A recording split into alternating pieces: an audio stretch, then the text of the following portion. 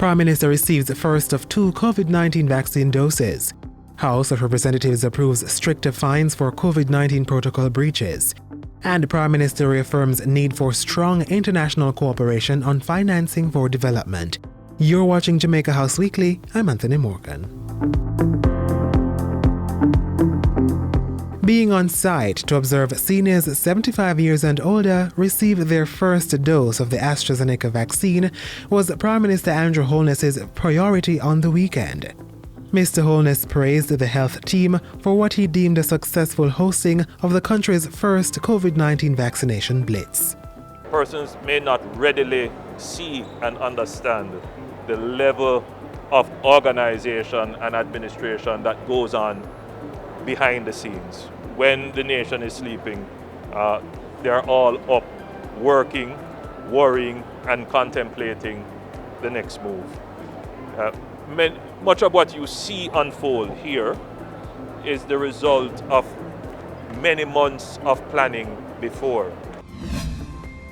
Take the vaccine when your time comes. Do it orderly. We don't want to see a spike in the numbers as a result of persons going to take the vaccine. Because remember, even after you have taken the vaccine, there is a period of time for your immunity to build. So during that period of time, there is still a potential. Prime Minister Holness shared those words of encouragement as he received the first of 2 doses of the AstraZeneca COVID-19 vaccine. Mr. Holness got the jab last Monday at Kingston's Good Samaritan Inn. The Prime Minister's wife and Member of Parliament for East Rural St. Andrew, Juliet Holness, also received the vaccine. Mr. Holness also used the occasion to renew his call for persons to obey the COVID-19 protocols set by the government.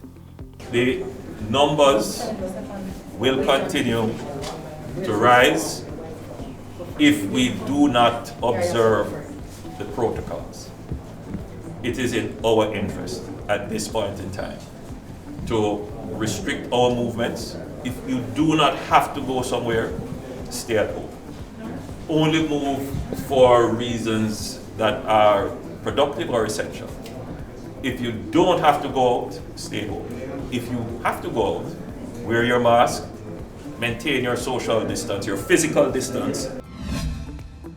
Journalists within the public and private sectors have been added to the priority list for vaccination.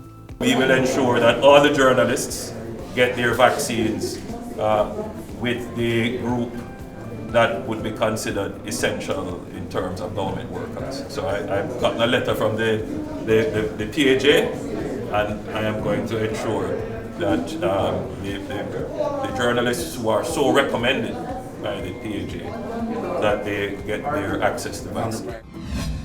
In Parliament Tuesday, the Prime Minister updated the House on government's plans to cauterize the spread of the COVID-19 virus. Among them, the administration's tabling of amendments to the National Disaster Risk Management Act. The changes will see to harsher penalties for breaches of the COVID-19 containment measures. 40 new fixed fines of up to $500,000 were announced. Included in the penalties are a $5,000 fine for not wearing a mask in public or refusing to maintain the 6 feet physical distancing rule. Breaking the curfew order attracts a $10,000 fine, $20,000 for gathering in groups of more than 10, and a $25,000 fine for not quarantining after travel overseas. Persons who refuse to isolate after testing positive for COVID-19 will be charged $50,000. Breaking COVID-19 protocols to host funerals, burials, worship services, and weddings will attract a $100,000 charge.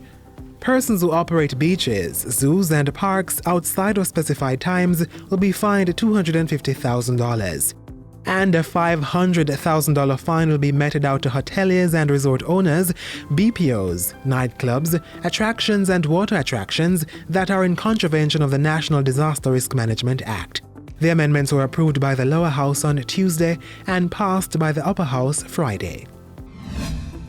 Prime Minister Andrew Holness also informed the House of Representatives of government's plan to restrict movement, including 3 consecutive weekends of lockdowns. The containment measures started at noon on Saturday, March 27, and ended at 5 a.m. Monday.